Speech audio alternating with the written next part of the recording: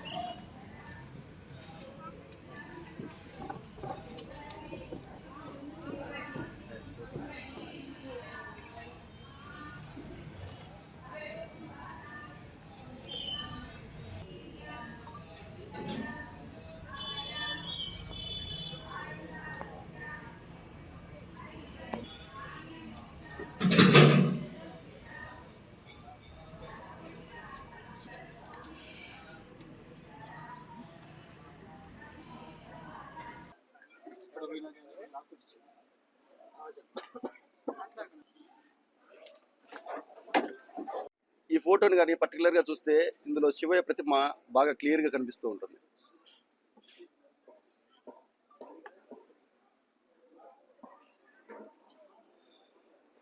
దీనికి రాజగోపురం last year మేము శంకుస్థాపన శివరాత్రికి ముందు శివరాత్రి రోజు అనుకున్నాం. ఈ శివరాత్రి లోపల రాజగోపురాన్ని కంప్లీట్ చేసి ఈ శివరాత్రికి లోపల ఓపెన్ చేయాలనుకున్నాం.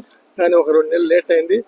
ఇప్పుడు ముహూర్తాలు లేవు కాబట్టి ఏప్రిల్ నెలలో దీన్ని రాజగోపురాన్ని ప్రారంభించి ఆ రోజు ఇక్కడ కుంభాభిషేకం అన్నీ జరిపించి 3 రోజుల పాటు ఆ రోజు రాష్ట్రంలో ఉండే ప్రసిద్ధిగాంచిన ప్రవచనకర్తలు ఈ పీఠాధిపతులతో రాజగోపురాన్ని కూడా ప్రారంభిస్తాం.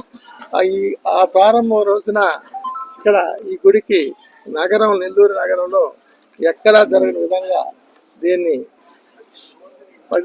అన్ని పద్ధతుల ప్రకారం స్థపతి సిద్ధాంతి ప్రకారం గుడి పద్ధతుల ప్రకారం దీన్ని బాగా జరిపిస్తామని దానికి అందరూ సహకరించాలని పేరున అందరికీ ఈ కార్పొరేట్లకు కావచ్చు, నగరవాసులకు కావచ్చు, ఈ రూరల్ ఎమ్మెల్యేకి కావచ్చు, మంత్రి గారికి కావచ్చు, అందరినీ మనస్ఫూర్తిగా మంత్రులు ఇద్దరికి కూడాను పొంగూరు నారాయణ గారికి, ఆనా రామనాయుడు గారికి ఇద్దరిని కూడా మనస్ఫూర్తిగా నేను కోరుకుంటూ స్వామివారి ఆలయం కట్టి 7 సంవత్సరాలు పూర్తయినప్పటికీ చాలా చిన్న సంఖ్య అయినప్పటికీ స్వామివారికి ఉన్నటువంటి ప్రజాదరణ, భక్తులు స్వామివారికి జరిగేటువంటి కైంకర్యాలు అవి ఎన్నో వేల సంవత్సరాల నుంచి ఉన్నటువంటి ఆలయాల్లో కూడా జరగనంత అద్భుతంగా జరగడానికి కారణం ఆ పరమేశ్వరుడు ఇక్కడున్నటువంటి ప్రజలందరినీ దగ్గరగా ఉండి అనుగ్రహించాలనేటువంటి స్వామివారి ఈశ్వరుడి సంకల్పంగానే భావిస్తూ దానికి తగునంగా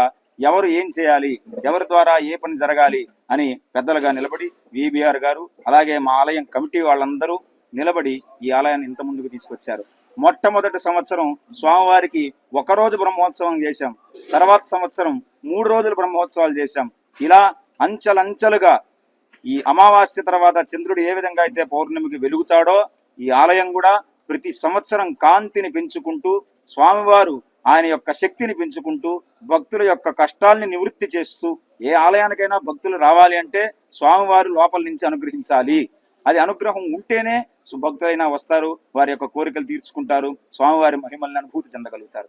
పెద్దలు దాతల సహకారంతో ఇక్కడ వినాయక స్వామి గుడితో పాటు శివాలయము, అదేవిధంగా వినాయక స్వామి, సుబ్రహ్మణ్య స్వామి, అమ్మవారి సమేతంగా ఇక్కడ ఆలయాన్ని నిర్మించారు. ఈ ఆలయం చాలా కొద్దిపాటి కాలంలోనే ఇంత బాగా డెవలప్ అయిందంటే అది కేవలం భాస్కరన్న మరియు దాతల సహకారం. ఈ గుడిలో కూడా చాలా మహత్యం ఉంది. ఇటీవల మన జనవరి 1వ తారీఖున ఇక్కడ అభిషేకాలు జరిగితే ఆ అభిషేకంలో ఒక ఫోటో దిగంగా అనుకోకుండా అందులో శివయ్య కనిపించడం జరిగింది. అది ఎవరు కూడా గమనించలా. దాన్ని షేర్ చేసిన ఫోటోలో ఒక వ్యక్తి గమనించి మీరు ఇది ఏమన్నా ఏ చేశారా లేకపోతే రియల్గా అని చెప్పి అడిగితే కాదని చూస్తే దాంట్లో శివయ్య ప్రతిమ పర్టికులర్ కనిపిస్తూ ఉంది. వెంటనే అది భాస్కరన్న కూడా చూపించాను తీసుకొచ్చి. కాబట్టి ఈ శివాలయంలో చాలా మహత్యం ఉంది, శక్తి ఉంది. కాబట్టి అందరు భక్తులు కూడా ఇక్కడికి విచ్చేసి స్వామివారి కటాక్షాలని అందరూ కూడా తీసుకోవాలని చెప్పి ప్రత్యేకించి కోరుకుంటూ